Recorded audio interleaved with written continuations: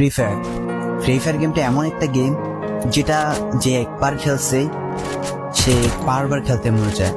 প্রথম পারবে না, কিন্তু চেষ্টা করতে করতে যখন পেরে যায় তখন আর ছাড়ে না।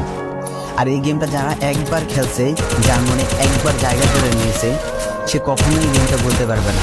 সে যদি 1 দিন 2 দিন 7 দিনও না খেলে, সে 7 দিন পর আবার ঠিকই এই গেমটার ভিতরে ঢুকবে। কারণ এই গেমটা কখনো কাউকে কষ্ট দেয় না। এই গেমটা সবসময় সবাইকে আনন্দ রাখে। এই গেমটাতে আমি অনেক সময় কাটাইছি, আর এটা আমি কখনো ভুলতে পারবো না। এই গেমটা আমার কাছে এমন একটা গেম যেটা কিনা আমি বলে বোঝাতে পারবো না।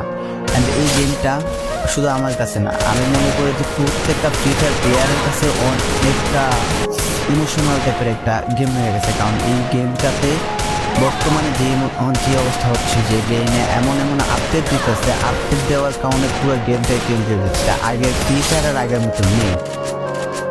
তো এই কারণে হয়তো কোনো এক সময় আমরা এই গেমটা ছাইড়া দিতে হবে, তবে ছাড়া হবে না।